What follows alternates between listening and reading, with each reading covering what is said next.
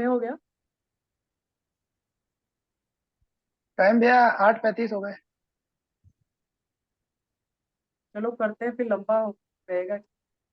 Start करते हैं। ठीक है भैया, ठीक।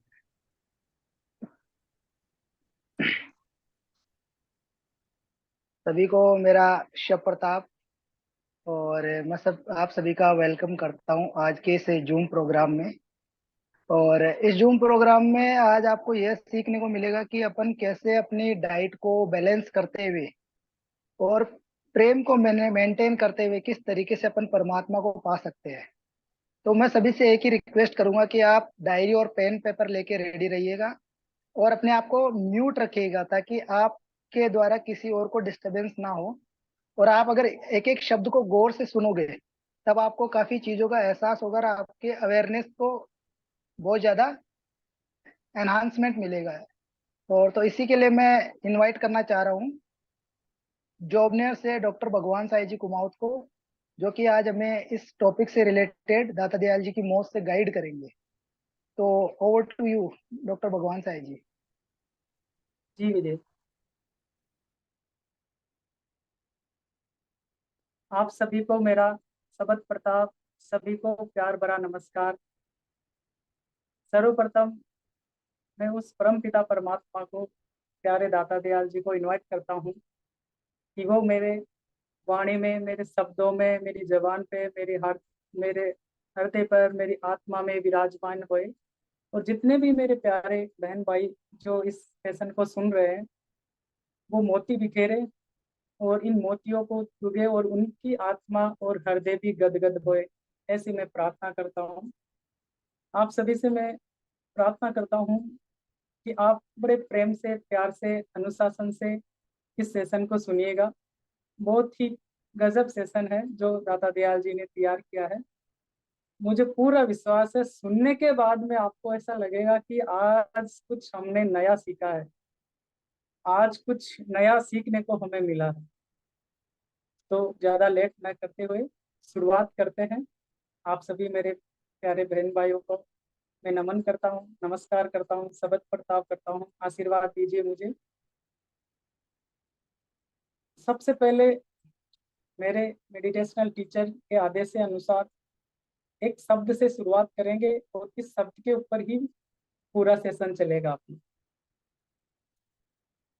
बड़े भाग मानुष तन पावा, बड़े भाग मानुष तन पावा, सुर दुर्लभ सब ग्रंथ ही गावा। हम बहुत बहुत बहुत भाग्यशाली है कि हमें ये मनुष्य जन्म मिला है। ऐसा हमारे जितने भी ऑथेंटिकल ग्रंथ है वो सभी में लिखा हुआ कि हम सभी को ये मनुष्य जन्म मिला है। हम बहुत भाग्यशाली। लेकिन इससे क्या मिस्टेक हो रही है कि हम समझ ही नहीं पा रहे कि जो हमें ये मनुष्य जन्म मिला है इसका करना क्या है, जा कहाँ रहे हैं, कर क्या रहे हैं हम। जब बच्चा माँ के पेट में रहता है तब वो डायरेक्ट कनेक्ट रहता है। जब वो 5 साल तक कनेक्ट रहता है उसके बाद में फिर वो धीरे धीरे काल के रूप में, काल के मुंह में चला जाता है। तो हम भूल गए क्योंकि हमारे ऊपर बहुत सारे आवरण चढ़ गए। हम 84 लाख योनियां भोग के आए हैं, फिर हमें ये मनुष्य जन्म मिला है। आपको मैं एक सच्ची घटना बताता हूँ। जब आप मेडिटेशन करोगे तब आपके साथ भी ऐसे मिरेकल होंगे। एक दीपावली, पिछली दीपावली को साक्षात विष्णु भगवान और माता लक्ष्मी आए और बोले कि आपके यहाँ ग्रंथों में साफ साफ लिखा है कि देवता भी इस मनुष्य जन्म के लिए तरसते हैं। इस मनुष्य जन्म का पावर समझिए आप कि इसके अंदर क्या पावर है। ये विष्णु भगवान के शब्द थे। लक्ष्मी, माता लक्ष्मी, हम बोले हमें ये देव योनि मिली हुई है, हम लाखों वर्ष, हजारों वर्ष इस योनि में रहेंगे। हम प्रार्थना करने के लिए आए हैं यहाँ पर कि हमें भी ये मनुष्य जन्म मिले। क्यों? क्योंकि देवताओं के अंदर भी एक तत्व की कमी रहती है, वो है आकाशीय तत्व।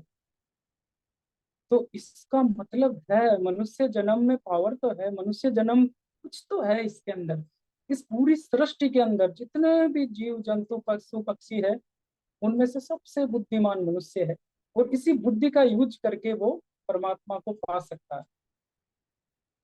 ये सत्य घटना है। भगवान भी हमारे बोलते हैं कि हम भी तरस रहे हैं, हम भी ये सोच रहे हैं कब हमें मनुष्य जन्म मिले।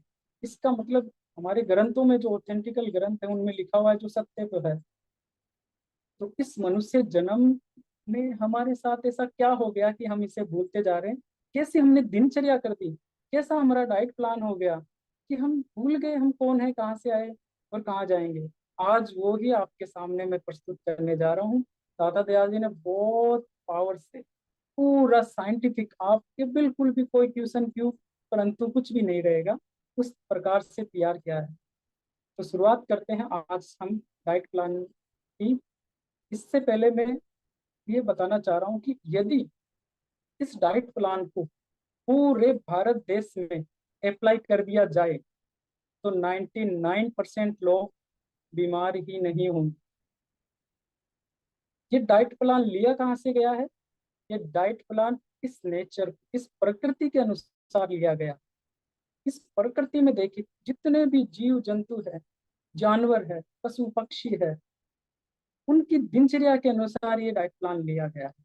आपने कभी सुना है कि आज उस पक्षी के कैंसर हो गया, आज उस पक्षी के हार्ट अटैक आ गया, आज उस पक्षी की किडनी फेल होगी? कभी सुना है? नहीं सुना होगा। वो एक हमारी गलती है, हम मनुष्यों की गलती है कि हमने इतना इस पृथ्वी पर इतना प्रदूषण कर दिया कि बेचारों के उनके बीमारियां उत्पन्न हो रही। बाकी उनके कभी बीमारी नहीं हुई। जब उनके नहीं हुई, परमात्मा ने उनको बुद्धि नहीं दी है, मनुष्य को बुद्धि दी है, तो फिर हमारे क्यों हो रही है? ऐसा क्या कारण है? आपने कभी भी सुना कि आज से 20-25 साल पहले या अभी कि कोई भी ऐसा व्यक्ति जो बिल्कुल स्वस्थ 100 वर्ष की आयु करके और फिर मुस्कुराता हुआ गया हो? मुश्किल है। कुछ मिल सकते हैं लेकिन बहुत मुश्किल है। ऐसा सुना नहीं होगा। आपने सुना होगा वो हार्ट अटैक से गया, वो कैंसर से गया, वो किडनी फेल से गया, वो एक्सीडेंट से गया, वो इससे गया, लेकिन कभी भी आपने नहीं सुना। हाँ, 30-40 साल पहले आपने जरूर सुना होगा कि हाँ बिल्कुल वो स्वस्थ थी दादी जी, बैठे थे, बैठे बैठे लुढ़क गए और चले गए। लेकिन अब ऐसा क्या हो रहा है? अब अगर हम बात करें पिछली पीढ़ी की, जो हमारे बुजुर्ग थे, और अब 2023 की बात करें, तो उनके अनुसार तो हम बहुत सुख सुविधा है हमारे पास। भाई उस पीढ़ी के पास तो कच्चे मकान थे, मिट्टी में सोते थे, यहाँ तो सब कुछ है। अच्छा बंगला है, एसी है, कूलर है, फ्रिज है। फिर भाई कंपैरिजन करें ना उस पीढ़ी से इस पीढ़ी से, तो दोनों स्वस्थ, खुशी तो इस पीढ़ी में रहनी चाहिए ना। जबकि हम बात करें कि हमारे पास एडवांस टेक्नोलॉजी भी है, एडवांस चिकित्सक थेरेपी भी है, उसके अकॉर्डिंग तो हम सभी को स्वस्थ रहना चाहिए ना। कुछ ना कुछ तो गड़बड़ हो रहा है, कहीं ना कहीं तो मिस्टेक हो रही है हमसे। इस मनुष्य जन्म को पाके कहीं ना कहीं हम मिस्टेक कर रहे हैं, कहीं ना कहीं हमारी संस्कृति को हम भूलते जा रहे हैं। आज वो ही मैं आपके सामने प्रस्तुत करने जा रहा हूँ। ये डाइट प्लान टोटल साइंटिफिक है, ऑथेंटिकल है। और जब हम छोटे थे, स्कूल में पढ़ते थे, तब इंग्लिश के टीचर हमें एक शब्द पढ़ाते थे, द का प्रयोग बताते, THE, कि बेटे इसका प्रयोग वहां वहां किया जाता है जो यूनिवर्सल ट्रुथ हो, जैसे द सन, द मून। जैसे सूरज पूरब से उगता है तो पूरब से ही उगेगा, ये नहीं है कि कभी पश्चिम से उग सकता है। तो मतलब इसका मतलब बिल्कुल सत्य है कि भाई सूरज पूरब से उगता है, द यहाँ पर लगाते हैं। तो जो हमारा बॉडी है, इस बॉडी पर आखिर इस सूर्य का क्या प्रभाव पड़ता है? सुबह से शाम तक इस बॉडी पर हमारी बॉडी के महत्वपूर्ण 12 अंग जो है, उन पर क्या प्रभाव पड़ता है इस सूर्य के उदय होने से? आज उसका हम विश्लेषण करेंगे, उसके बारे में हम जानेंगे। क्योंकि जितने भी पशु पक्षी जानवर है, आज आपके सबकॉन्शियस, आज आपके माइंड खुल जाएगा कि बात तो सही बता रहे हैं ये भैया। क्योंकि जितने भी पशु पक्षी जानवर है, ये बिल्कुल स्वस्थ है, अपनी जगह सही है। ये सूर्य के अनुसार ये चलते हैं और सूर्य के अनुसार ये सारा काम मैनेजमेंट करते हैं। हमने क्या गलती कर दी? मनुष्य ने जो बुद्धि दी थी परमात्मा ने, इस बुद्धि से हम ट्रैक से कैसे हट गए, वो आज आपको पता चलेगा। तो शुरुआत करेंगे हम सुबह से। मनुष्य को सुबह इस प्रकृति से सीखना चाहिए। हर प्रकार के, हर जीव जंतु पशु पक्षी सुबह 3 से 5 के बीच में उठ जाते हैं। ये आपने विजुलाइज किया होगा, 100% आपको पता है, सबको पता है, ये सत्य बात है। तो हम सभी को भी 3 से 5 के बीच में उठ जाना चाहिए। ब्रह्म मुहूर्त में हम सभी को उठना चाहिए। अब इसके पीछे का साइंस क्या है कि 3 से 5 के बीच में ही क्यों उठे हम? ये तो हमने सुन लिया, पौराणिक सुनते आ रहे हैं भाई, ब्रह्म मुहूर्त है, देवी देवी शक्तियों का प्रकोप होता है, लेकिन साइंस क्या है? ये जब यूरोपियन देशों ने स्टडी की है, ये मैं नहीं बता रहा हूँ, हमारे शास्त्र पढ़ के, अष्टांग हृदय पढ़ के उन्होंने स्टडी की है कि आखिर में ये क्यों बोला गया है ब्रह्म मुहूर्त में ही उठो, और 3 से 5 के बीच में क्यों बोला गया? तो जब ये पता चला कि 3 के 5 के बीच का जो समय होता है, वो समय होता है हमारे लंग्स, फेफड़ों का। और इस समय जो व्यक्ति उठ रहा है कंटिन्यू, उसके फेफड़ों संबंधी, लंग संबंधी कभी भी डिजीज नहीं होगी, कोई बीमारी नहीं होगी। और ऐसे है मेरे मेडिटेशनल टीचर श्रीमान रतनलाल जी नागर, कोटा में राउतवाटा जो रहते हैं, आप मिल सकते हैं उनसे। वो 32 साल से मेडिटेशन कर रहे हैं, अभी 80 साल के हो गए, कुछ भी बीमारी नहीं है फेफड़ों संबंधी में, किसी भी प्रकार की बीमारी नहीं। इसका मतलब 3 से 5 के बीच का जो समय है, वो समय है हमारे फेफड़ों का। इस समय हमें उठ जाना चाहिए। अब फेफड़ों में क्या होता है, इस समय क्या है, ऐसा क्या बनता है इस समय सबसे ज्यादा पावरफुल होता है। अगर आयुर्वेद के अनुसार समझे तो वात और कफ का दोष इस समय रहता है, बैलेंस में रहता है वात और कफ। साइंस के अनुसार समझे तो इस समय शुद्ध ऑक्सीजन हमारे फेफड़ों को मिलती है। अगर कोई उठ के 3 से 5 के बीच में मेडिटेशन करता है, प्राणायाम करता है, तो उसके फेफड़े बिल्कुल स्वस्थ होंगे। इसलिए मैं आप सभी से विनती करूंगा कि 3 से 5 के बीच में सभी को उठना चाहिए। हम सभी पूरा सुनेंगे और आपको समझ में आएगा। अब भैया चलो ठीक है, आपने साइंस के अनुसार हमें बता दिया, अब हमें समझ में आया है कि हमें 3 से 5 के बीच में उठना चाहिए। इतने दिन नहीं पता था, लेकिन अब हमारे डिजीज है, लंग्स संबंधी बीमारी है, हमारी अस्थमेटिक समस्या है, कफ जमा हुआ है, क्या करें? इसका सॉल्यूशन बताया है दाता दयाल जी ने। अगर किसी के भी, ये अप्लाई करके देखना, मैं आपको भी प्रूफ करके दिखाऊंगा जो मैंने अप्लाई करके देखा है इस समय का। 3 से 5 बजे मैंने जब स्टडी की तो पता चला वात और कफ का बैलेंस रहता है इस समय। तो कफ संबंधी जितनी भी डिजीज है तुरंत क्योर होगी। तो उस समय उस प्रकार की औषधि दी जानी चाहिए। तो अब आपको पता है च्यवनप्राश हर जगह मिल जाएगा। अच्छी कंपनी का, अच्छी क्वालिटी का च्यवनप्राश लीजिए। उसके अंदर आयुर्वेद की तुलसी टेबलेट आती है, 20 तुलसी और 10 वसा का, इन दोनों का मिश्रण मिलाइए और मिक्स करके किसी के भी फेफड़ों संबंधी समस्या है, आप उसे अप्लाई कीजिए, खिलाइए आप उसे। 3 महीने बाद में जो रिजल्ट मिलेगा वो आप खुद देख लीजिएगा।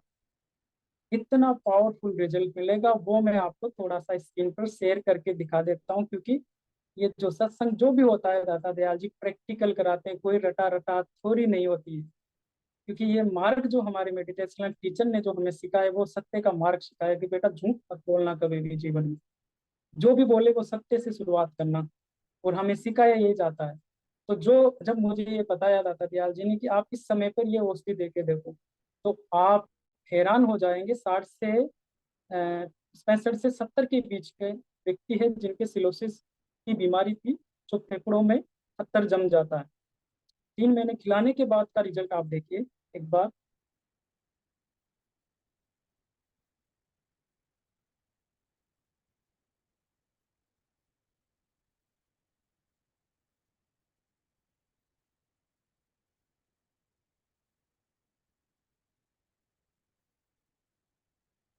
ये देखिए, दिख रहा होगा सभी को, ये जो फर्स्ट वाला जो एक्सरे है, ये है पहले का।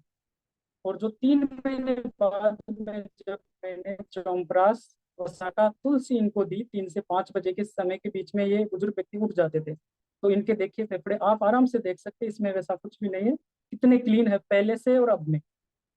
इसका मतलब ये फॉर्मूला 100/100 काम करता है। ये है सिलोकिसिस बीमारी बोलते हैं। ये पत्थर जमा हुआ है, पत्थर जोधपुर काम करते थे ये 3 महीने के अंदर इतना इंप्रूवमेंट, जिसने एक्सरे किया उसी ने बोला कि आप वहीं जाइए और आप इलाज करवाइए।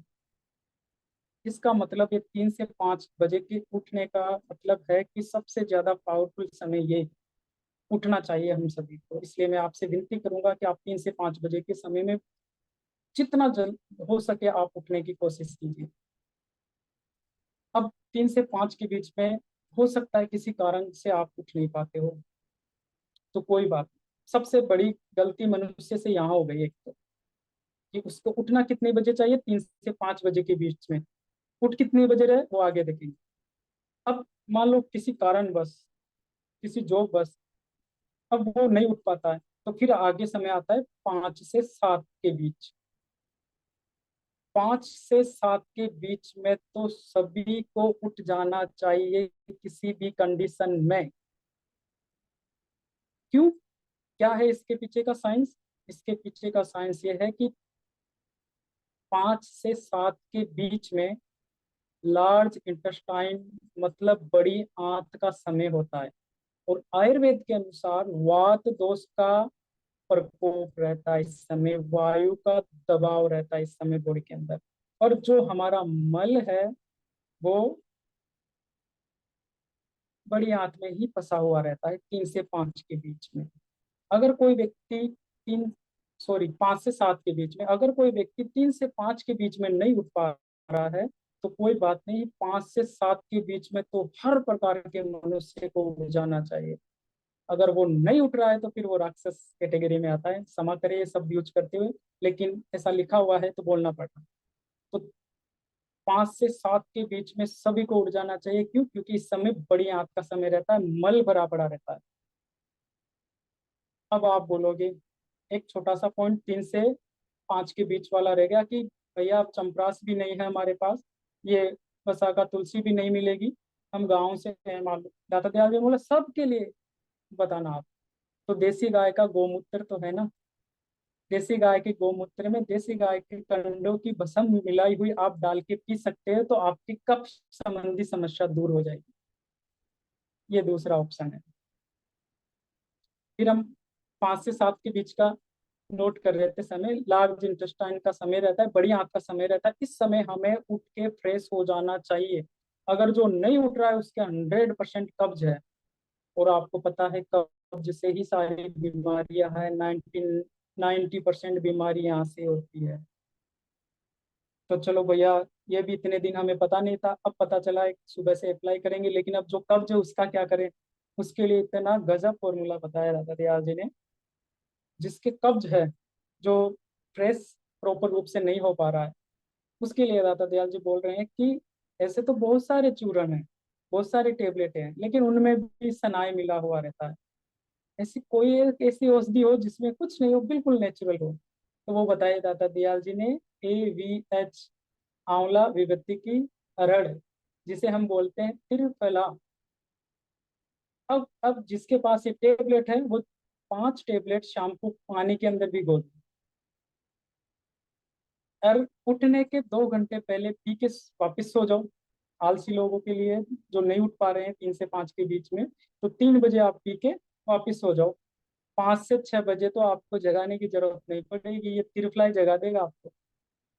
मतलब उठने से 2 घंटे पहले आप त्रिफला चूर्ण भी ले सकते हो, टेबलेट भी ले सकते हो, लेके फिर आप रेस्ट कर लो या कुछ भी कर लो। 2 घंटे में तो जितना भी जमा है आपके, बॉडी बाहर फेंक देगी उसे। फिर बात करते हैं कि ये ना मिले तो, ये महंगा लगे तो, इसके लिए भी दाता दयाल जी ने बताया है केस्टर ऑयल, अरंडी का तेल जिसे हम बोलते हैं, वो आप लीजिए। 1 गिलास गर्म पानी कीजिए, आपकी बॉडी वेट के अकॉर्डिंग, आपका उदाहरण के लिए 60 किलो वेट है तो 6 ग्राम आप कैस्टर ऑयल लीजिए और इसमें आधा नींबू निचोड़ दीजिए और गरम गरम उसे पी लीजिए। 10 मिनट के अंदर आपको दस्त लगना शुरू हो जाएगा। फिर आप पानी पीजिए, फिर दस्त लगेंगे, फिर पानी पीजिए, फिर दस्त लगेंगे। जैसा आप पानी पी रहे हो वैसा पानी निकलने लग जाए तो इसका मतलब समझ लेना आपकी आंतों की सफाई प्रॉपर रूप से हो गई है। ये आप कर सकते हो। अब कोई कंजूस व्यक्ति भी हो सकता है कि बोले नहीं मुझे तो कुछ नहीं चाहिए, इनमें तो खर्चा होता है, ऐसा कुछ बताए कि मैं तो बिना कुछ लिए ही ठीक हो जाऊं। तो कुछ नहीं, हाथ पैर ही लाना पड़ेगा। सुबह उठिए, अकड़ू बैठिए, बासी मुंह, जितना आपको पानी भा जाए, 1 या 2 गिलास, ज्यादा नहीं पीना, जितना भा जाए आपको उतना पानी पीजिए। फिर एक योग है ताड़ासन योग, 20 बार ताड़ासन कीजिए। और 5 बार मलासन कीजिए। 5 मिनट तक मलासन में बैठ सकते हैं, या 2 मिनट। 5 मिनट तक तो बैठते बैठते प्रेशर बन जाएगा। और जैसे आप पोटी करने बैठोगे तो बाएं पैर पर प्रेशर देके फिर बैठिएगा आप। तुरंत पेट साफ हो जाएगा आपका। और जिसका पेट साफ है उसके कोई रोग नहीं है, चेहरा मुस्कुराता कमल की तरह खिला हुआ रहेगा। और जो मुरझाए हुए चेहरे हैं ये पेट की वजह से है। ये गुस्सा टेंशन सब यहाँ से सिस्टम हो रहा है। तो इसलिए इस पेट को साफ करना जरूरी है। सबसे पहला क्या नियम है, 5 से 7 बजे तो उठना ही है, 3 से 5 बजे नहीं उठ पा रहे हो। जितने भी पशु पक्षी है उठ जाते हैं इस समय, अपनी दिनचर्या से निवृत्त होकर अपने काम में लग जाते हैं। सोचिए, प्रकृति से सीखिए, निकलिए बाहर। पेड़ पौधे तो काट रहे हैं, निकलेंगे कहाँ से। फिर अपन आगे बात करते हैं। 5 से 7 हो गया। जितने भी भारत देश में अगर ये नियम बना दिया जाए, पता नहीं ये डाइटिशियन जो प्लान बताते हैं, इस अपने अपने हिसाब से अपना अपना नॉलेज है, लेकिन मैं तो अष्टांग हृदय के अनुसार बता रहा हूँ आपको। एक बुक है भारत, जो वागवट जी ने लिखी हुई है, ऑथेंटिकल बुक है, और साइंटिफिक प्रूफ है इसके अंदर। तो 7 से, फिर हम बात करेंगे 7 से 9 बजे के बीच में पूरे भारत देश में एक नियम बना दे कि 7 से 9 बजे तक तो सभी व्यक्तियों को भोजन कर लेना चाहिए। अब सबसे बड़ी जो दिक्कत है, गलती है जो मनुष्य यहाँ सबसे ज्यादा गलती हो रही है, पता नहीं कहाँ से ये ट्रेड चला है, बिस्कुट खा रहे हैं, टोस्ट खा रहे हैं, सुबह चाय के साथ खा रहे हैं, दूध के साथ खा रहे हैं। आपको जान के हैरानी होगी, ये बिस्कुट और टोस्ट किसके बनते हैं। जो गेहूं का आटा है ना, उसका भी 3rd पार्ट है। जब अमेरिका की यूरोप देशियों का आप स्टेटस वहां का जान के आप डाल के देखो ये क्या है। सूरों को डालते हैं ये चीज, सूरों के लिए बनी हुई थी। मेरे को वैसे नहीं बता रहा हूँ, आप देखना, आप पूछना, आप सर्च करना इस चीज को, बिस्कुट और टोस्ट का। बिल्कुल आटे का 3rd पार्ट वाला पार्ट है, उसे यूज करते हैं इसके अंदर। और वो सुबह आप खाओगे आंतों में फंसेगा। कुछ नहीं करना, डायरेक्ट भोजन करना है 7 से 9 बजे तक। अगर आपके पास थोड़े बहुत पैसे है, फल फ्रूट खाना चाहते हो, बिल्कुल फल फ्रूट खाइए, सलाद खाइए पहले, और फिर भोजन कर लो। कुछ मत खाइए फालतू की चीज। छाछ है तो छाछ पिए प्याला भर के आराम से, सेंधा नमक जीरा डाल के। दही है तो दही लीजिए, आंवला या मिश्री डाल के, नमक मत डालिएगा कभी दही के अंदर। और जो रोटी घर में बनी है उस रोटी को खाइए आराम से। और कुछ मत लीजिए, क्यों इन झंझटों में पड़ रहे हो फालतू इतना।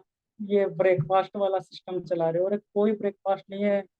अब आपको मैं प्रूफ करके बताता हूँ कि जितने भी ये जो बड़ी सिटियों में रह रहे हैं, तो आप सुबह उठ के इन झुग्गी झोपड़ियों वालों के पास जाके देखना। और जो गाँवों में रह रहे हैं, तो ये जो बंजारे लोग रहते हैं, जो घुमक्कड़ प्रजाति के लोग हैं, उनके पास जाके मिल के आना आप। ये गलती हो रही है मनुष्य से। ये सब 7 से 9 बजे तक भोजन कर लेते हैं। क्यों? क्योंकि सूर्य ऊपर की तरफ आता है। इसी समय क्या होता है, जैसे सूर्य का उदय ऊपर की तरफ आएगा, हमारी बॉडी के अंदर जठरा अग्नि बढ़ेगी, रस बनना शुरू हो जाएगा। इस समय जो भोजन कर लेता है वो स्वस्थ व्यक्ति है, और एक भी झुग्गी झोपड़ी वाले की कोई बीमारी नहीं है। एक भी जो गाड़ी वाहन चलाते हैं, जो घुमक्कड़ जाति के व्यक्ति है, उनके पास किसी के भी कोई बीमारी नहीं। क्यों? भोजन समय पर हो रहा है। मत पड़िए फालतू के लफड़ों में, सुबह ये खाइए, इसका जूस पिया रहे, नहीं। एक हमारे भेद जी थे, मैं उनकी भाषा में बता रहा हूँ, मैं नहीं बोल रहा। बोले जूस तो गधे पीते हैं। अब मुझे पता नहीं वो क्यों बोलते थे, लेकिन सत्यता यह है कि जूस नहीं पीना चाहिए, हमें डायरेक्ट फल फ्रूट को खाना चाहिए, लार बने, लार अंदर जाए। तो इसलिए 7 से 9 बजे तक पूरे भारत देश को भोजन कर लेना चाहिए। और करके देखिए, मैं बोलता हूँ कि आप स्वस्थ रहेंगे, 100% स्वस्थ रहेंगे। फिर आप अपन बात करेंगे, क्यों? क्योंकि इस समय क्या कारण है, साइंस क्या बोलता है, आमाशय का, स्टोमच का टाइम है इस समय। 7 से 9 बजे जो अंग है हमारी बॉडी का, इस समय जठराग्नि प्रबल होती है। इस समय 7 से 9 बजे हम सभी को भोजन कर लें। किसी लफड़े में, किसी फॉर्मूले में नहीं घुसना, सिर्फ अगर सलाद है सलाद खाइए और फिर भोजन कर लीजिए। फिर हम बात करेंगे 7 से 9 हो गया। 9 से 11 के बीच का समय, 9 से 11 के बीच का समय है पेनक्रियाज का, अग्नाशय का। अब इस अग्नाशय का क्या काम है? ये एक रस छोड़ता है। अगर आपने 7 से 9 बजे के बीच में भोजन किया तो भोजन का प्रोसेस होने में 1.5 घंटा लगता है, स्टोमच के अंदर पचने में, उथल पुथल होता है, रस बनता है। तो आपने कोई भारी भोजन खाया है इस समय, जैसे मान लो कोई दाल ले लिया आपने, हाई प्रोटीन ले लिया, तो ये पेनक्रियाज क्या वो करेगा कि एक रस छोड़ेगा, जठ रस। वो रस क्या करेगा, इसे छोटे छोटे पार्टिकल्स में तोड़ के और उसे डाइजेस्ट करेगा। कितने, 9 से 11 बजे के बीच में होगा ये प्रोसेस। अब हम क्या कर रहे हैं, 9 से 11 बजे के बीच में जो भोजन खा रहे हैं, शुगर हो रही है, उनके डायबिटीज हो रही है। अगर भारत देश में ये संविधान बना दिया जाए कि सब 7 से 9 के बीच में भोजन खाएंगे, 9 से 11 के बीच में कोई नहीं खाएगा, ये शुगर नाम की बीमारी चली जाएगी। मैंने तो बहुत सारे पेशेंटों को इस फॉर्मूले से तैयार किया, मैं कुछ मत ले जाओ मेरे से, दवाई मत ले जाओ, इस समय भोजन खा के देखो आप, रियल में उनको इम्प्रूवमेंट आना स्टार्ट हो गया। और इस समय अगर हम कोई किसी को औषधि देते हैं तो वो औषधि इस समय काम करेगी। तो 9 से 11 के बीच में भूल के भी भोजन नहीं खाना, क्योंकि इस समय पेनक्रियाज का टाइम होता है, अग्नाशय का टाइम होता है। फिर हम बात करेंगे, थोड़ा स्पीड से चलना पड़ेगा, लंबा खिंच जाएगा। फिर हम बात करेंगे 11 से 1 बजे के बीच में। 11 से 1 बजे के बीच में किसका टाइम आ गया, हार्ट का, हृदय का टाइम आ गया। अब 11 से 1 बजे के बीच में जो भोजन कर रहा है उसकी क्या स्थिति होगी, क्योंकि 11 से 1 बजे के बीच में क्या चाहिए, आराम चाहिए, हृदय रेस्ट चाहिए इस समय। तो पहले के लोग क्या करते थे, 11 बजे अपने घर पे आ जाते थे, बीवी बच्चों के साथ रहते थे। तो इससे प्रेम बना हुआ रहता था उनका, क्योंकि हर्ट का तो क्या काम है, दिल से दिल मिलने का काम है। तो इस समय 11 से जो 1 बजे का टाइम है वो हार्ट का, अगर इस समय कोई भोजन कर रहा है तो उससे 100% हार्ट संबंधी बीमारी आ रही है, या हार्ट अटैक इसी वजह से आ रहे हैं आपके, क्योंकि इस समय हार्ट अटैक को तो आराम चाहिए ना, और आप उसे काम पर लगा रहे हो गई ना गलती। मत मुझे बता दो कोई, अरे क्यों इतनी दूर क्यों जाते हो, घर में गाय भैंस रखते हो गांव वाले तो, और जो शहर वाले हैं वो पशु पक्षियों को देखते हो। बता दो मुझे, एक भी 11 से 1 बजे के बीच में कोई भोजन करता है, 9 से 11 बजे के बीच में भोजन करता है, कोई भी माता राम बता दो। सुबह उठते क्यों इन जानवरों को आप भोजन डालते हो, क्यों, क्योंकि शाम को दूध मिलेगा यहाँ से, अरे अपने शरीर के अंदर भी डालो ताकि एनर्जी मिले अपन को। गलती ये हो रही है, सबसे बड़ी मिस्टेक यहाँ से हो रही है अपनी, हम प्रकृति के अनुसार नहीं चल रहे, इससे छेड़छाड़ कर रहे हैं। और जितने भी पशु पक्षी है सब प्रकृति के अनुसार चल रहे हैं, देखो आप विजुलाइज करके देख लो आप।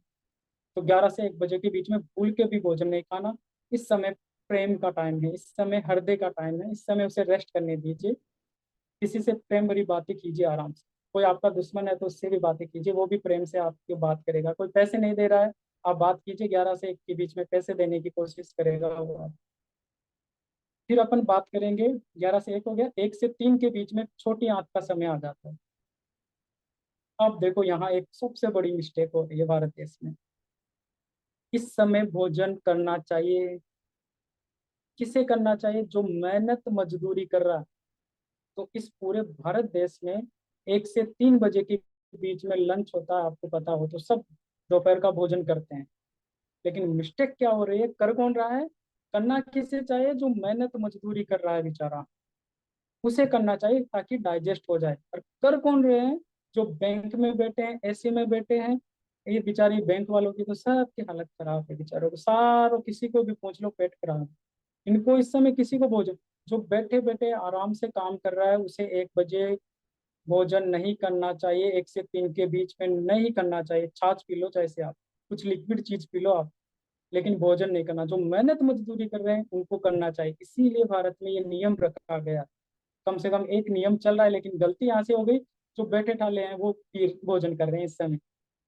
तो भूल के भी इस समय भोजन नहीं करना। 3 आ गया, 3 से फिर 5 के बीच का समय होता है, मूत्र थैली का समय होता है, यूरिनरी ब्लैडर का समय इस समय भूल के भी यूरिन को नहीं रोकना चाहिए, पेशाब को नहीं रोकना चाहिए, वरना पथरी होने के ज्यादा चांस रहते हैं। फिर 5 से 7 के बीच में फिर आ जाओ आप, गुर्दों का टाइम आ जाता है इस समय। इस समय हर किसी को भोजन कर लेना चाहिए 5 से 7 के बीच में।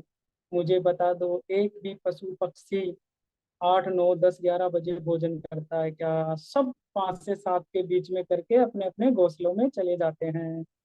तो और हम बेवकूफ इस समय भोजन नहीं करते हैं। अब इसका सूर्य से क्या प्रकाश हो, जैसे जैसे सूर्य डाउन होगा आपकी मंदा अग्नि कमजोर हो जाएगी।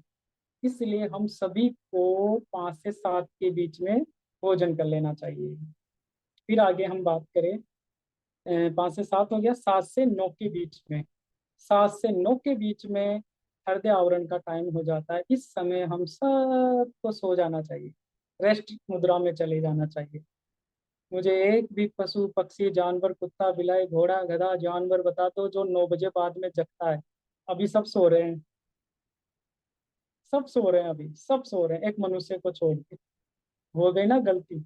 जिसे हम बुद्धिमान समझते हैं कि सबसे पावरफुल है हम जैसा तो कोई है ही नहीं। अरे हम तो जानवरों से भी खराब स्थिति हो रही है। सब सो रहे हैं इस समय। और इस समय ये जो दिल्ली बम्बई चारों तरफ वाली ये तो जगते हैं। बड़ी हैरान की बात है, इस समय भोजन करते हैं। बहुत गजब, बहुत गड़बड़ हो रही है, बहुत गड़बड़ हो रही है। अब फिर आगे अपन बात करेंगे 9 से 11 बजे के बीच में। 9 से 11 बजे का समय जो होता है, उस समय एक त्रि ऊष्मा काम करती है। अभी जो समय चल रहा है, अभी जो समय चल रहा है, एक त्रि ऊष्मा का मतलब होता है कि जो हमारे दिन में 60,000 विचार आते हैं। तो अब 9 से 11 बजे के बीच क्या होगा कि वो विचार, जो अच्छे विचार हैं वो तो एक जगह से होंगे, जो गलत विचार है वो डिलीट होंगे, हटते जाएंगे। क्योंकि क्योंकि सुबह देखो आप कितने फ्रेश उठते हो, 60,000 विचारों को लेके उठ के देखो आप। तो इसका मतलब क्या है कि 9 से 11 बजे के बीच में तो भूल के नहीं जगना चाहिए हम किसी को भी, लेकिन हम जग रहे हैं। आज ही देख लेना, अभी प्रैक्टिकल करके देख लेना। ये तो परमात्मा का चल रहा है सत्संग, कोई दिक्कत नहीं। लेकिन अभी भी 1 घंटे बाद नींद नहीं आएगी। क्यों नहीं आएगी आपको नींद? क्योंकि इसके पीछे का साइंस ये है कि अभी हमारा जो सॉफ्टवेयर है ना अंदर, उदाहरण के लिए कोई अकाउंटेंट है ना, वो बेचारा 9 से 11 बजे के बीच में अपने दिन का सारा अकाउंट का डाटा सेव क्लोज कर रहा है वो। अब उसके 4 बच्चे आ गए, एक दो बच्चे इधर से बोल रहे हैं, 2 बजे 2 बच्चे इधर से बोल रहे हैं। अब इधर तो क्या चल रहा है, सेव क्लोज, बताओ वो ढंग से हो पाएगा क्या? नहीं हो पाएगा। इसलिए भूल के भी 9 से 11 के बीच में नहीं सोना चाहिए। तो जितने भी ये सिर संबंधी न्यूरॉन्स डैमेज हो रहे हैं, जो न्यूरॉन संबंधी बीमारियां आ रही है, वो इसी की वजह से आ रही है। भूल के भी नहीं सोना चाहिए। फिर आगे हम बात करेंगे 11 से 1 बजे का टाइम। सबसे गंदा टाइम, सबसे खराब टाइम है। और अभी जितनी भी ये चोरियां हो रही है ना, इसी समय होती है। अब इसके पीछे का साइंस क्या है?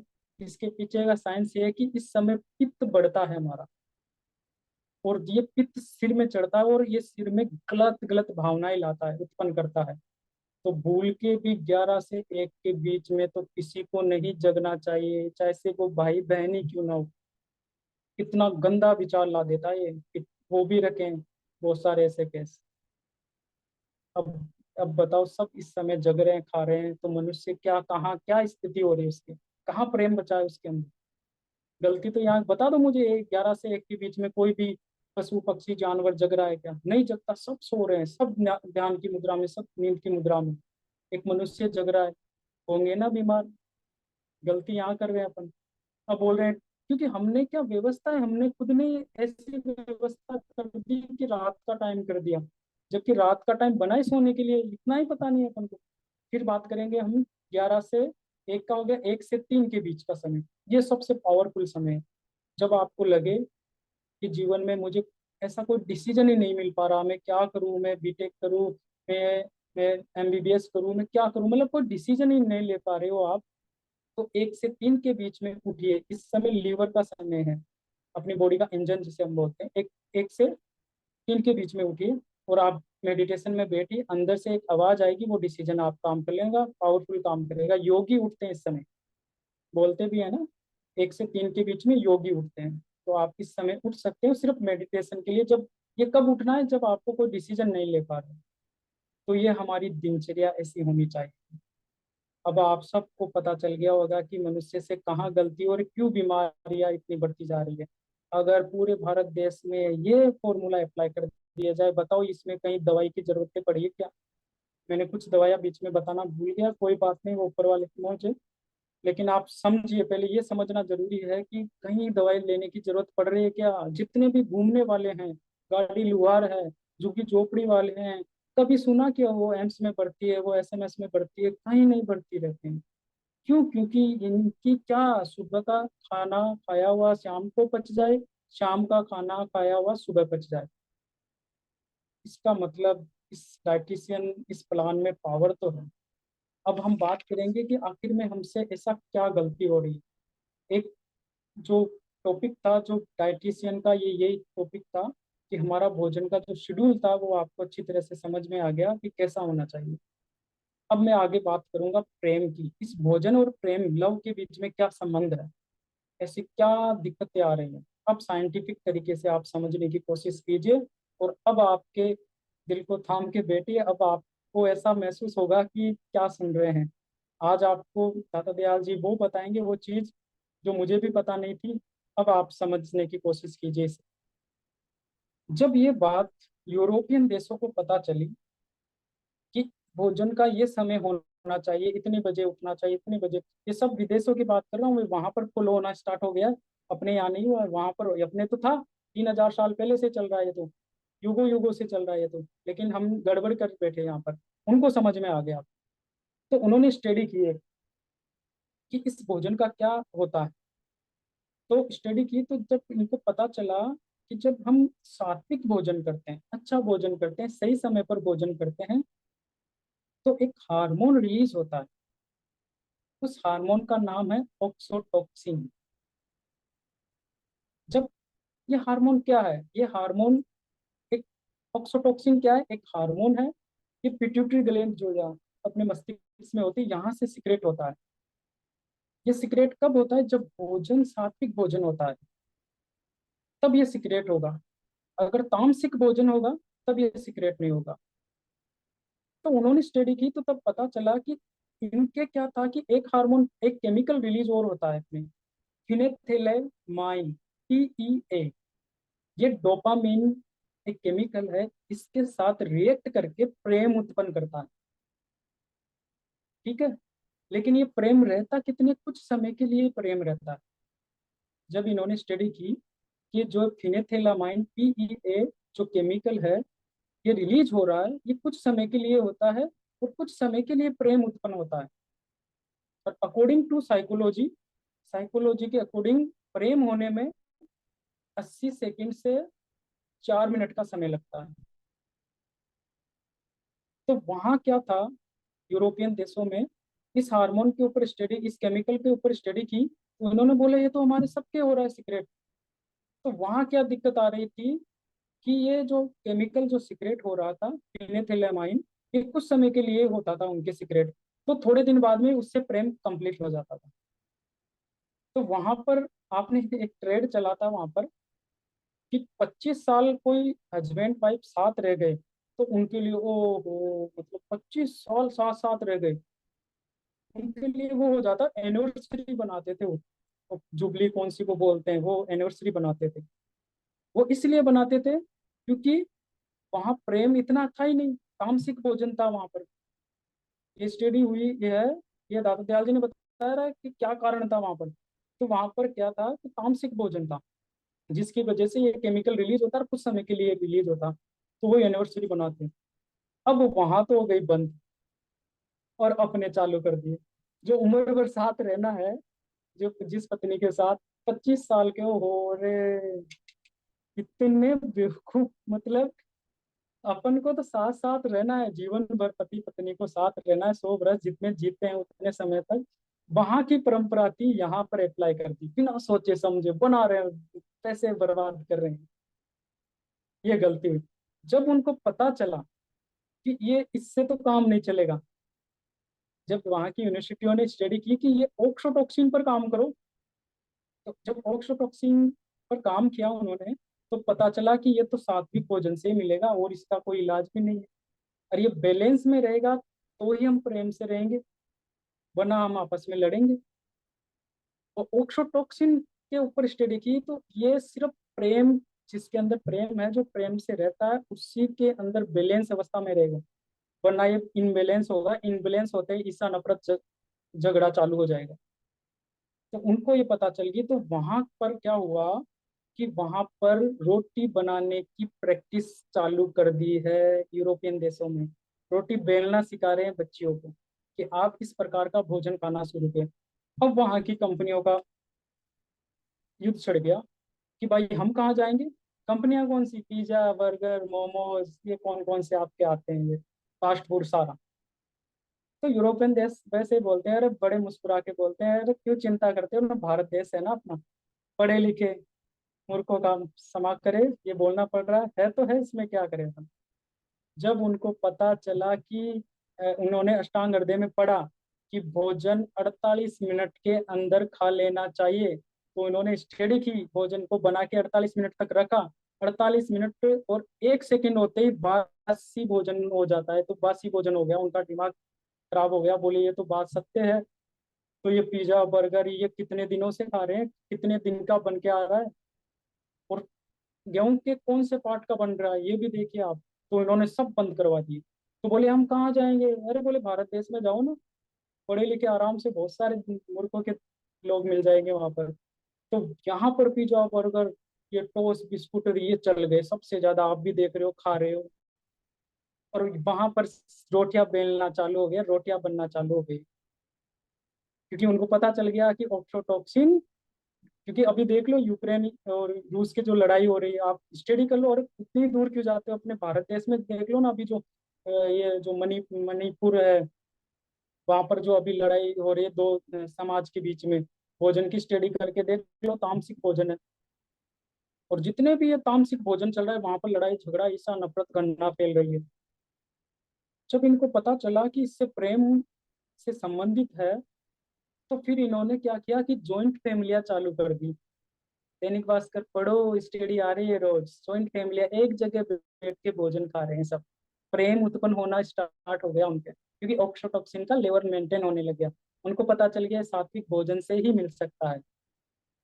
अब यहाँ पर क्या हो गया, पति पत्नी में झगड़ा चालू हो गया, क्यों, होटल में चलना है ना 7 दिन से, और वहां क्या केमिकल डल रहा है, तामसिक भोजन खा रहे हैं हम। तो पूरे भारत देश में तलाक होना शुरू हो गए। जिस भारत देश में इसकी कल्पना भी नहीं की जाती थी, उस भारत देश में आज तलाक हो रहे हैं सबसे ज्यादा। क्यों हो रहे हैं, तामसिक भोजन के कारण।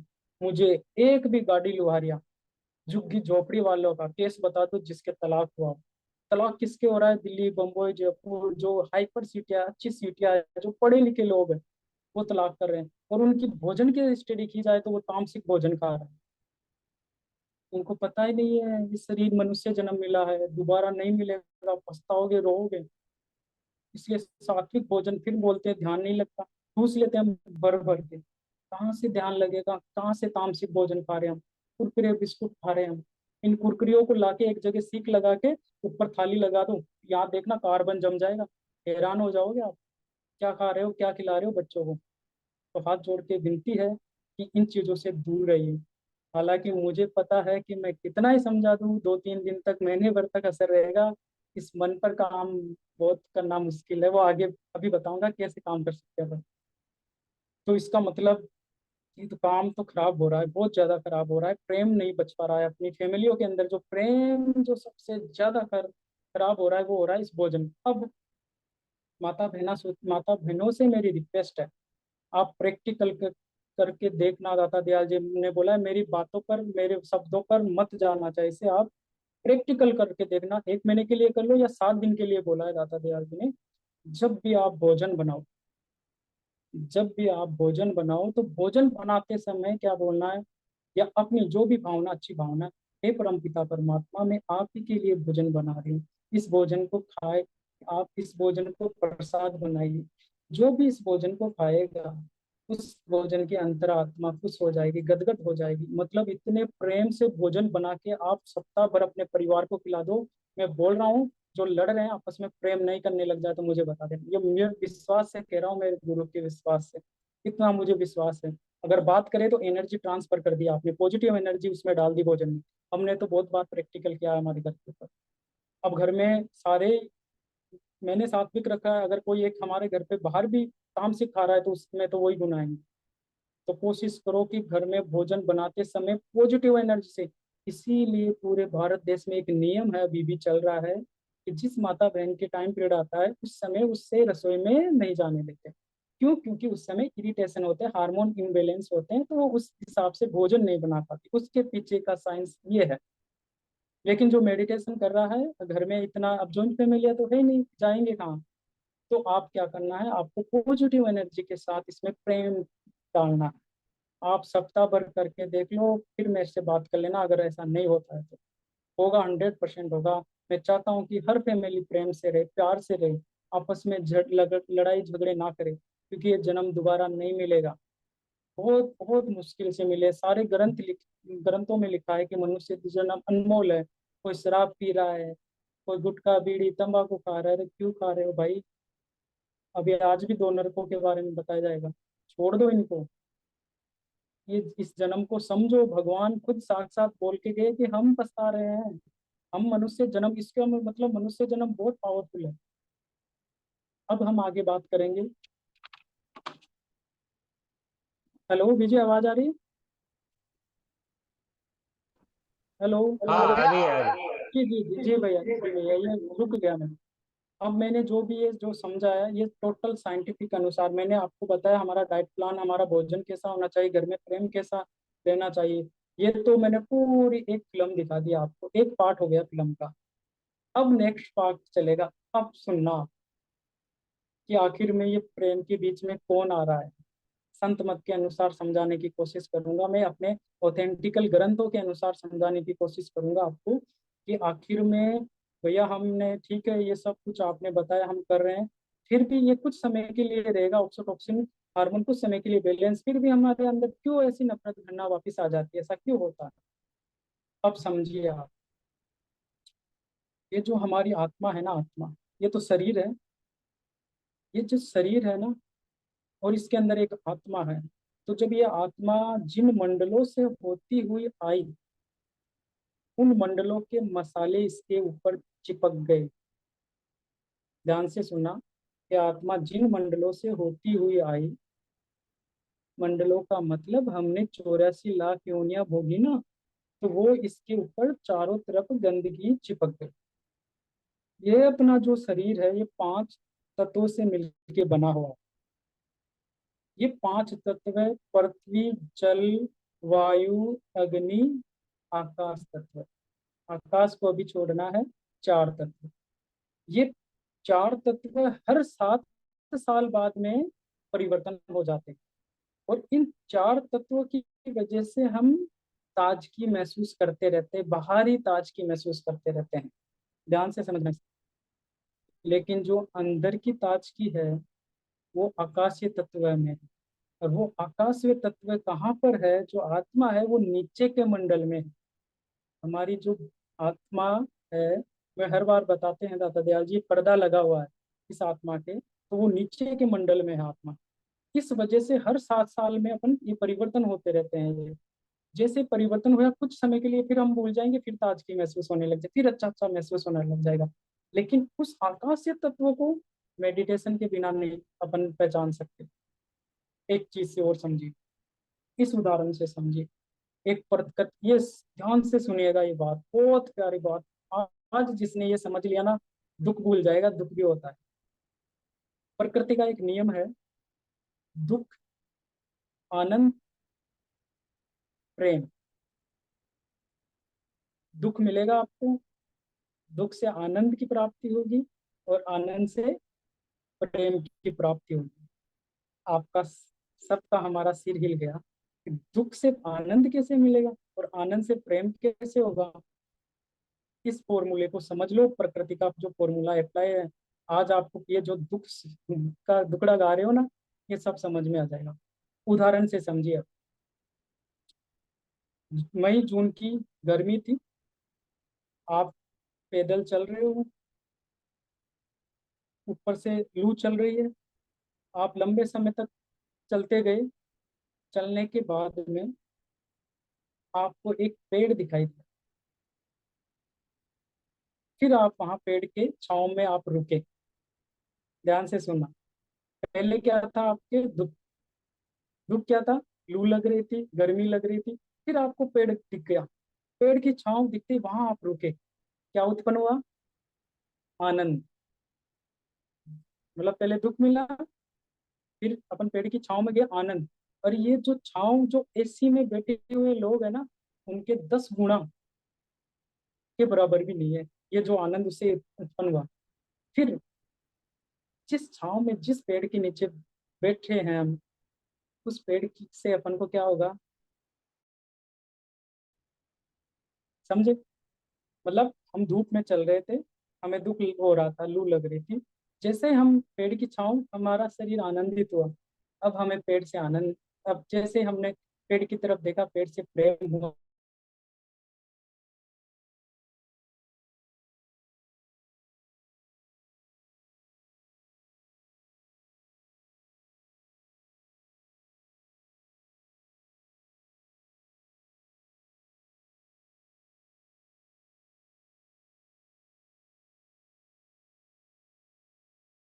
जबकि ये कहाँ से आ रहा था? उजाले से आ रहा था।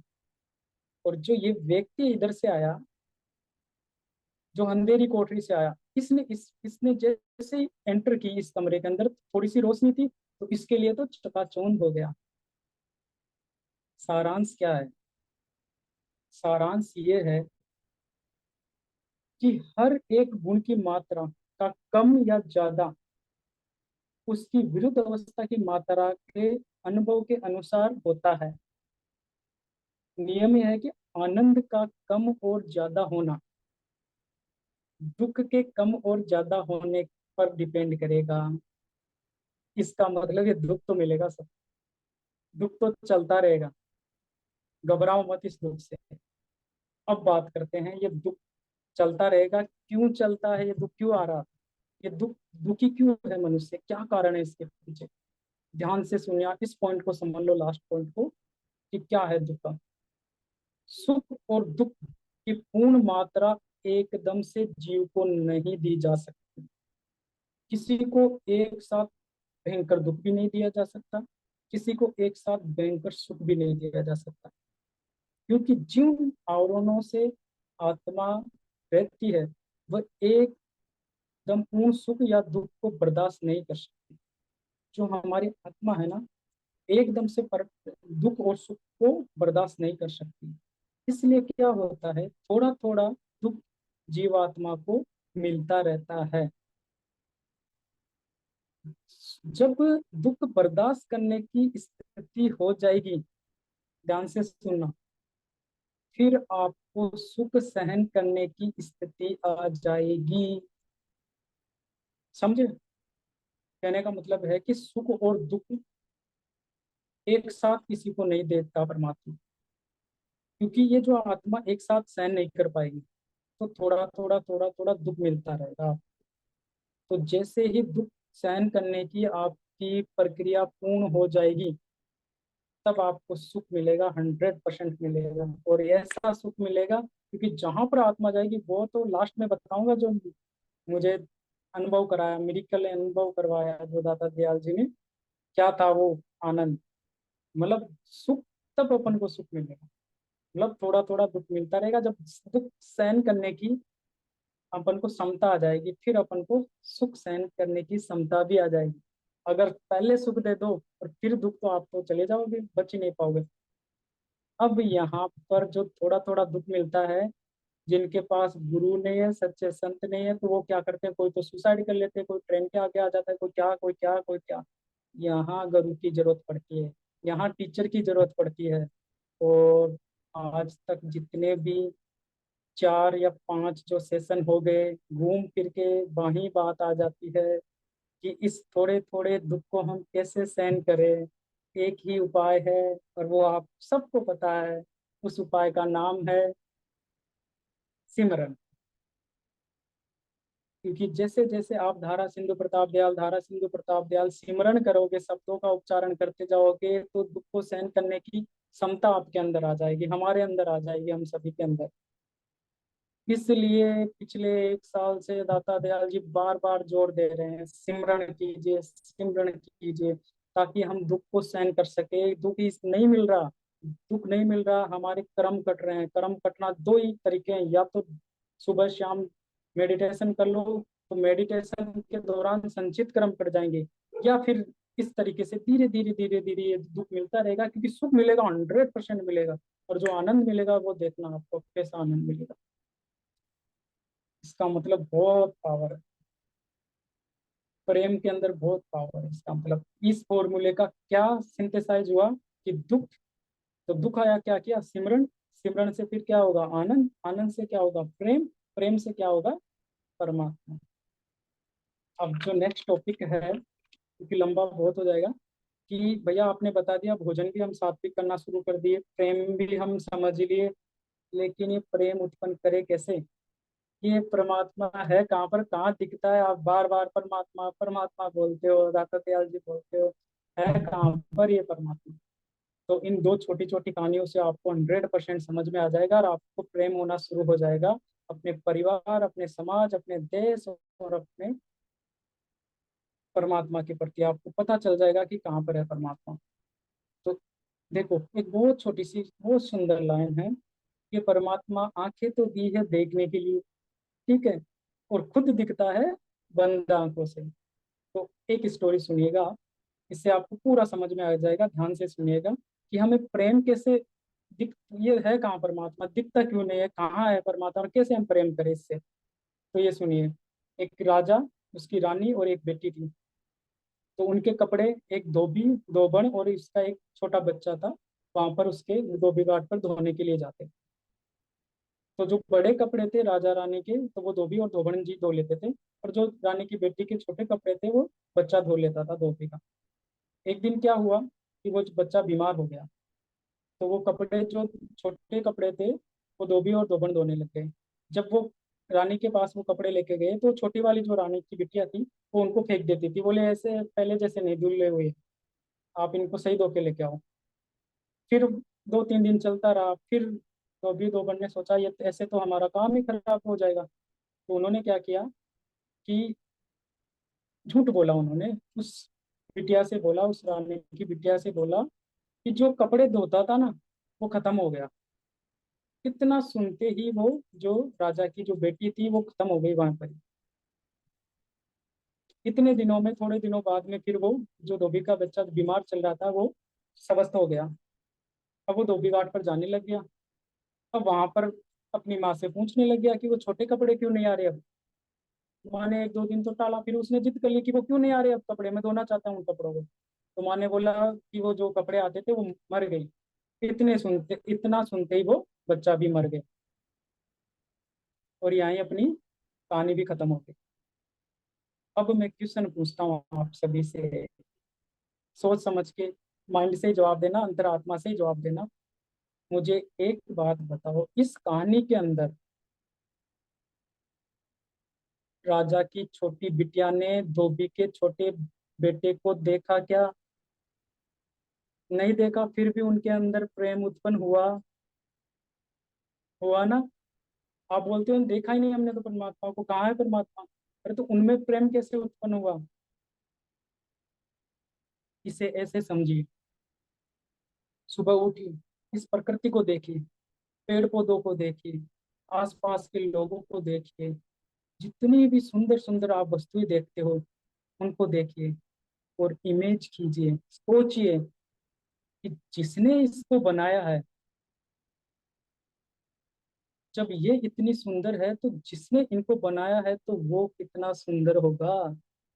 वो अभी मैं लास्ट में बताऊंगा आपको, जो मुझे मिरेकल दिखाया, तब आपको प्रेम उत्पन्न होने लग जाएगा, 100% प्रेम उत्पन्न होने लग जाएगा।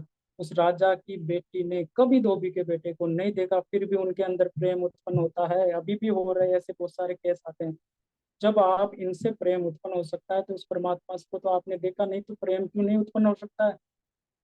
जब उसने इतनी अच्छी सुंदर सृष्टि बनाई, तो सोचो वो कितना सुंदर होगा। एक और स्टोरी फटाफट बताता हूँ मैं, छोटी स्टोरी है। एक राजा था, राजा का लड़का था, वो बहुत ज्यादा शैतान था। तो राजा उसे परेशान होकर सिपाहियों से बोला इसे जंगल में छोड़ दो, ऐसा बेटा मुझे नहीं चाहिए। जंगल में छोड़ दिया, राजा बुजुर्ग हो गया, बेटा जवान हो गया। एक दिन अब जंगल में क्या करता, भीख मांग के अपना पेट भरने लग गया। एक दिन क्या हुआ कि वो भीख मांगते मांगते राजा के दरबार की तरफ आ गया। राजा ने तुरंत पहचान लिया कि ये तो मेरा बेटा है। सिपाहियों को बोला पकड़ के लेके आओ इसे जल्दी से। सिपाही जैसे भगे, भिखारी ने सोचा राजा के बेटा ने कि शायद हो सकता है मैं आज राज दरबार के सामने भीख मांग लिया इसलिए मुझे पकड़ रहे हैं। उसने बहुत तेजी से भागा और जंगल में चला गया। राजा बहुत दुखी हो गया। सेनापति को बोला क्या करें। सेनापति ने बोला कि मैं लेके आता हूँ उसे। वहां जंगल में गया, लड़के को बोला भिखारी को कि राजा ने आपको ऑफर दिया है हमारे यहाँ झाड़ू लगाने का काम करना है आपको। बोला मुझे तो ये तो लगाना ही नहीं आता। बोले हम सिखा देंगे, इसमें कोई बड़ी बात। तो उसने सोचा भीख मांगने से अच्छा झाड़ू लगा देंगे और वो भी राजा के दरबार में अच्छा खाना मिलेगा। तो झाड़ू लगाना चालू कर दिया उसने। फिर थोड़े दिन बाद में बोला कि आपकी झाड़ू लगाने से हम बहुत खुश हुए राजा, आपको बगीचे का काम देंगे। तो फिर उसे बगीचे का काम दे दिया। फिर बोले आप बहुत अच्छी काम कर रहे हो तो हम आप सेना में भर्ती करना चाहते हैं। आपको सेना में भर्ती कर दिया उस भिखारी को जो राजा का बेटा था। फिर सेना में भर्ती करने के बोले आप बहुत अच्छे सेना में काम कर रहे हो, हम आपको राजा का सेनापति बनाना चाहते हैं। सेनापति बना दिया। फिर बोले कि आप तो बहुत ईमानदार और नेक हो, आप तो राजा के जो दरबार है उसमें जो सोना चांदी का दरबार है वहां पर हम आपको नियुक्त करना चाहते हैं। वहां पर नियुक्त कर दिया। और लास्ट में राजा ने उस लड़के को बोला कि मैं अब आपको राजा बनाता हूँ। और उस भिखारी को राजा बना दिया। और फिर उसे बताया कि मैं तू मेरा ही बेटा था। यहाँ पर ही अपनी स्टोरी कंप्लीट हो गई। अब फिर मैं क्वेश्चन पूछता हूँ आपसे। यदि आज मैं आप सभी को दाता दयाल जी अचानक आपको बोल दे कि आप परमात्मा के बच्चे हो, वहां से आप आए हो, आप यकीन ही नहीं करोगे। और अभी भी नहीं कर रहे हो। बहुत सारे लोग तो सोच रहे हैं कि क्या बता रहे, ऊपर से जा रहे हैं। बोले हो गए, ऐसा भी होता है, परमात्मा है कहाँ। हम उसी के बच्चे हैं, हम बिछुड़ गए हैं। वो रो रहा है परमात्मा अपने लिए, दुख देख रहा है। ये जो पी के ऐसे कर रहे हो कि मेरे बच्चे ये हालत कर रहे थे। बहुत दयालु है परमात्मा, बहुत दयालु है। अब अचानक अगर अपन को बता दे, अगर राजा डायरेक्ट उस लड़के को बता देता कि भाई तू मेरा बेटा है, तो मानता क्या? वो नहीं मानता। वो धीरे धीरे प्रोसेस करके उसे बताया, तब वो एक्सेप्ट कर लिया। तो परमात्मा भी हमको धीरे धीरे अपनी तरफ खींच रहा है। जरिया मुझे बना लो और भैया को बना लो जैसे, लेकिन वो खींच रहा है आपको। लेकिन बात कहाँ आ रही है? बात आ रही है हम 84 लाख योनियां भोग के आ रहे हैं तो हमारी आत्मा के ऊपर आवरण चढ़ गया। इस वजह से हम ये दिक्कत आ रही है। इसका मतलब परमात्मा तो है, हमें वो याद कर रहा है, हम बच्चों को बुला रहा है वो। और इस परमात्मा से बिछुड़ने के लिए एक भोग ही काफी है। अगर आपके अंदर एक भोग भी है ना, किसी चीज का मोह है, तो वही बिछुड़ देगा आपको परमात्मा से। उदाहरण के लिए समझिए कि जैसे मान लो कोई जाति में श्रेष्ठ हो, ठीक है, अब सुंदर हो बहुत, ठीक है, सुंदर स्त्री हो उसके पास, अपने समाज में उच्च पद पर हो, वाह वाह लूट रहे हो। उसकी क्या स्थिति है? उसकी स्थिति यह है कि किसी के आंख में दर्द हुआ, उसी समय पेट में दर्द हो गया, उसी समय बिच्छू ने काट लिया, उसी समय जलता हुआ अंगारा चेस्ट पर गिर गया, और उसी समय छोटे छोटे बच्चे पत्थर मारने लग गए। कहने का तात्पर्य ये है कि कुछ समय के लिए तो ये सांसारिक आपको जो मिल रहा है सुख सुविधा मिल सकती है, लेकिन भविष्य आपका ऐसा है। अब आप बोलोगे कि इसका मतलब हम सब कुछ छोड़ छाड़ के, नहीं भैया, ऐसा हमारे टीचर साहब नहीं बोलते हैं कि हम सब कुछ छोड़ छाड़ के।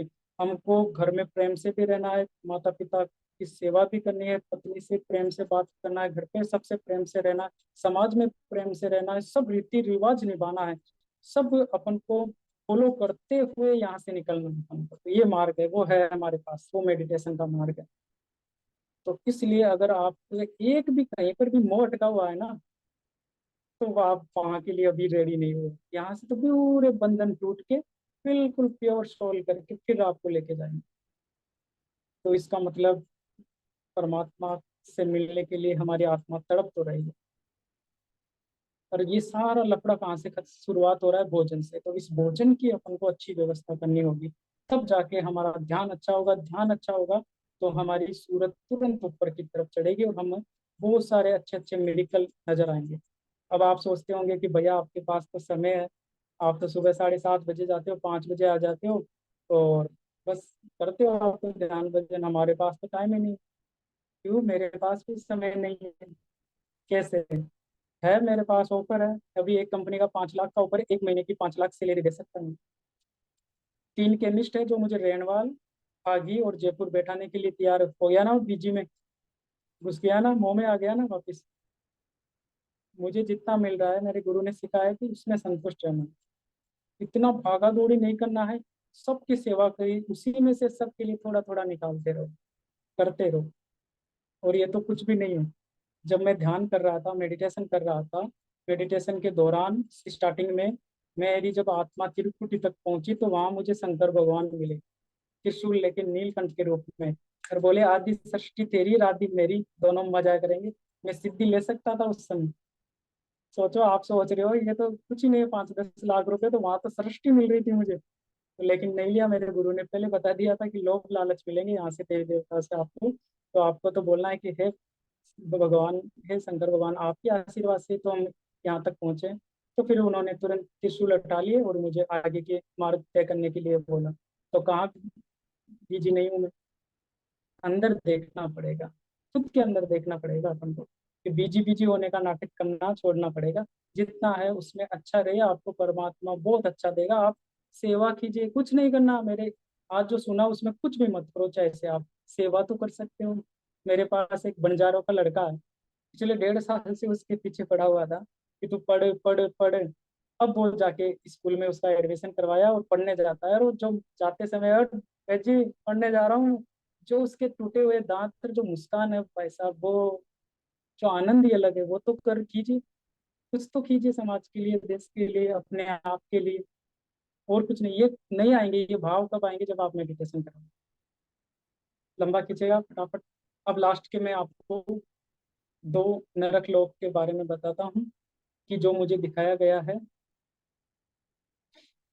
पहला है, जो ये जो नेता लोग है ना, नेता लोग, सरपंच, जो आपस में लड़ाते हैं, दंगे करवाते हैं धर्म के नाम पर कैसे भी, और फिर पैसे कमाते हैं, उनके साथ क्या होगा सुन लीजिएगा।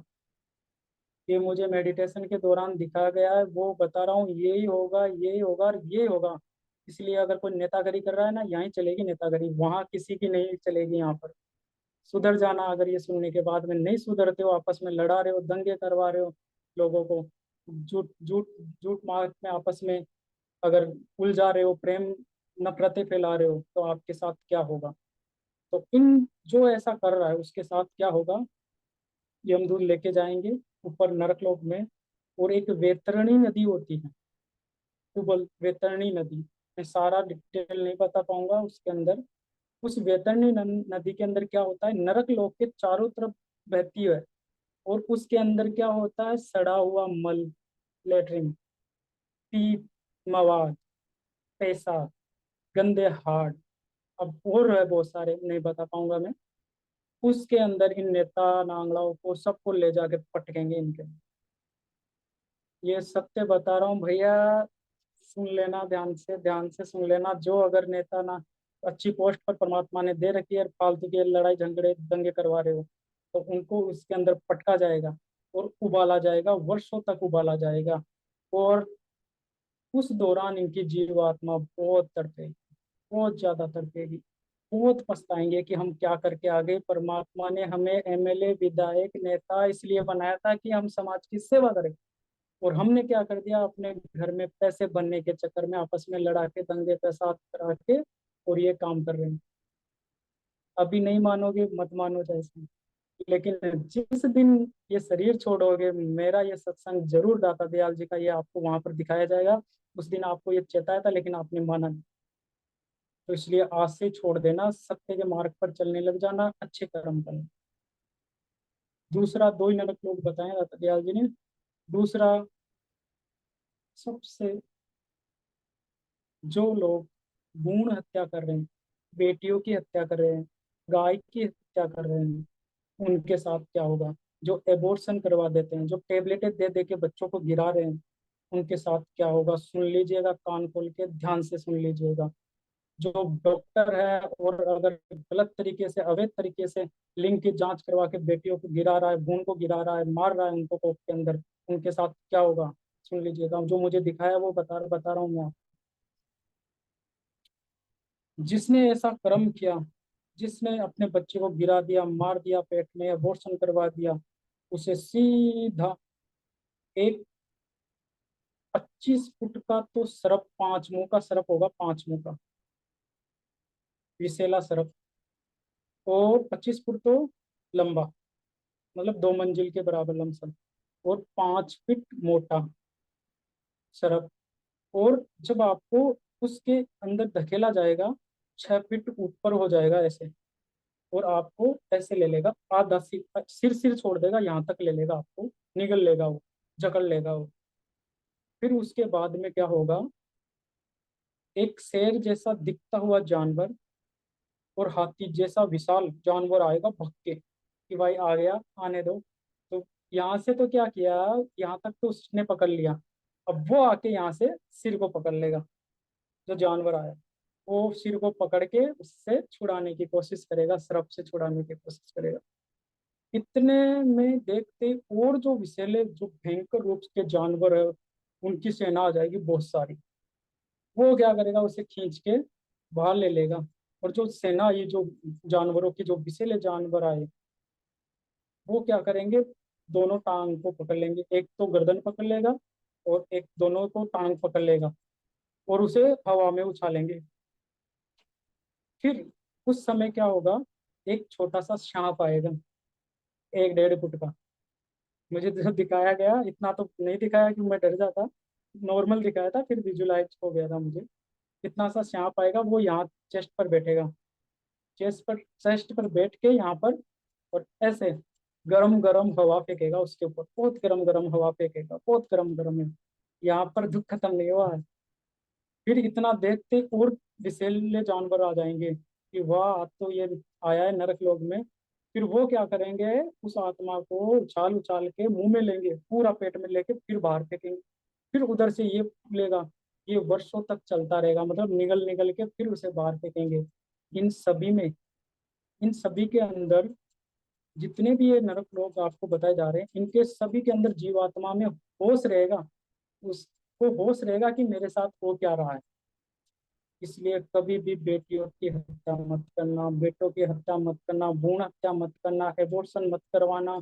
अगर बच्चा पेट में लग गया है तो उस आत्मा को आने देना, वरना बहुत मुश्किल है। अगर गुरु के सानिध्य में हो और आपने सही मार्ग पकड़ के कोई कर लिया होगा पहले, तो हो सकता है वो कर्म कट सकता है आपका, बाकी ऐसे तो नहीं कटेगा। जीवन में ऐसा कभी भी मत करना। तो ये जो मेडिकल वाले हैं ना, ये जो टेबलेट बेच रहे हैं, आप दे तो देते हो टेबलेट, आज के बाद में मेरी बात याद रखना, देने के बाद में आप सोचना, जो 500 रुपए की आप 500-600 की देते हो, 200-250 रुपए के बीच में शायद आती होगी, वो पैसे आप घर पे ले जाके देते हो, उस दिन देख लेना आपके घर में क्या होता है।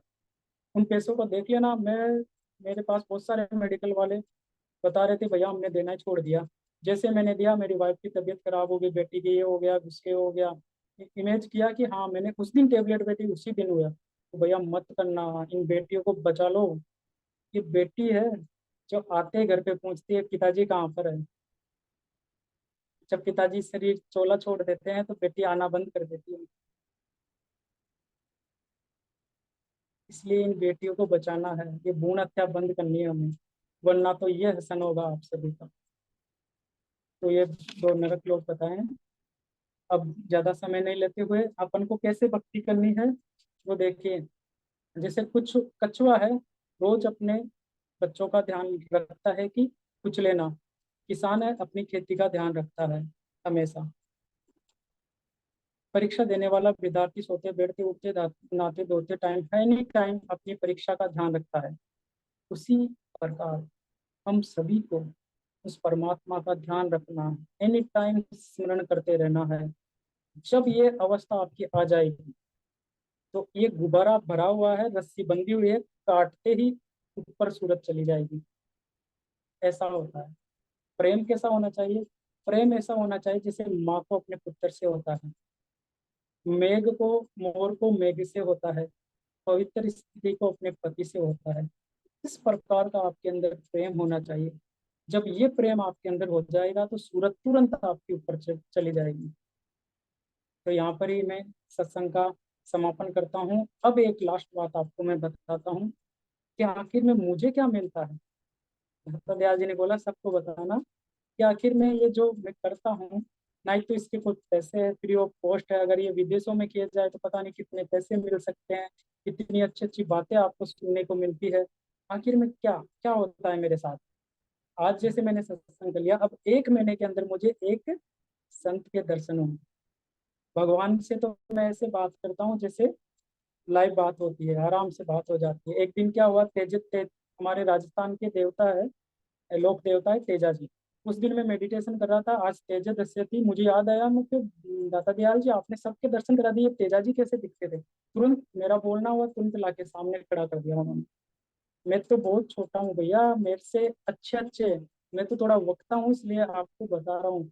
मैं जो मेडिटेशन कर रहे हैं उनको तो लाइफ होता है सारा, दाता दयाल जी से, परमात्मा से, सचखंड का सब अच्छा होता है उनको। तो पिछले सत्संग में जो मुझे छोटी सी झलक दिखाई थी वो मैं आपके सामने शेयर करना चाहूंगा। तो जैसे सत्संग कंप्लीट किया, उसके 3 4 5 रोज बाद में मुझे जो दर्शन हुए, वो दर्शन हुए कबीर साहब जी के। सच बताते हैं मेरे पापा जी, मेरे मेडिटेशनल टीचर जी, कि वहाँ की व्याख्या करना तो पॉसिबल नहीं, मैं नहीं कर पा सकता वहाँ पर। इतना सुंदर एक सिंहासन था, ऐसा बिल्कुल सफेद, और ऐसी डिजाइन जो आज तक देखी नहीं।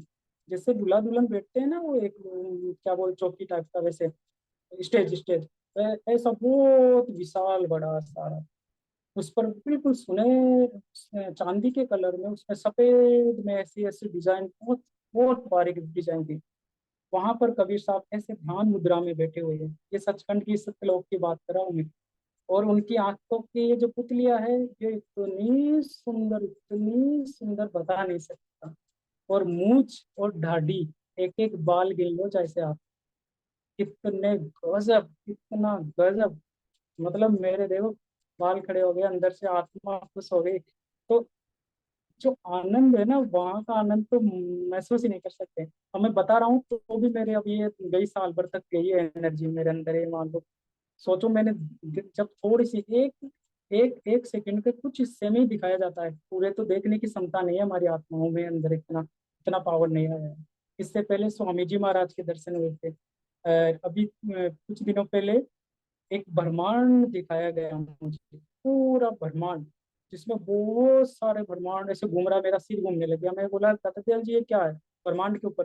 बोले किसी एक पर फोकस कर लो। तो मैंने एक जगह फोकस किया, जैसे फोकस किया तो मर्गन मजीरे बीन बांसुरी एक साथ म्यूजिक बजा, और वो म्यूजिक यहाँ तो कोई कंपोज ही नहीं कर सकता, इतना गजब। तब मैं आपको बता रहा हूँ, मैं भी मनुष्य हूँ, मैंने कोई रिश्वत नहीं ले रखी है।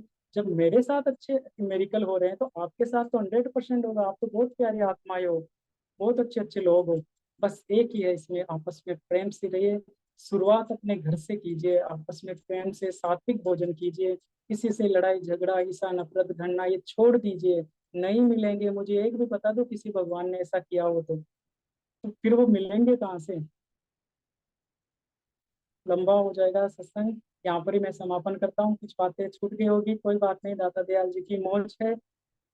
अगर मेरी वाणी शब्दों से किसी की भी अंतरात्मा में कुछ भी संशय उत्पन्न हुआ हुआ हो या ठेस पहुंचा हो तो मुझे क्षमा करे, माफ करे। अपना छोटा भाई समझे और छोटा भाई समझ के आशीर्वाद दीजिए। आगे भी दाता दयाल जी ऐसी अच्छी अच्छी बातें आपके सामने लेके आएंगे। देखते हैं अगले मंथ में कौन सा टॉपिक तैयार करवाते हैं दाता दयाल जी। सब प्रताप पुण्य सभी को चरण स्पर्श बड़ों का मेरा धन्यवाद।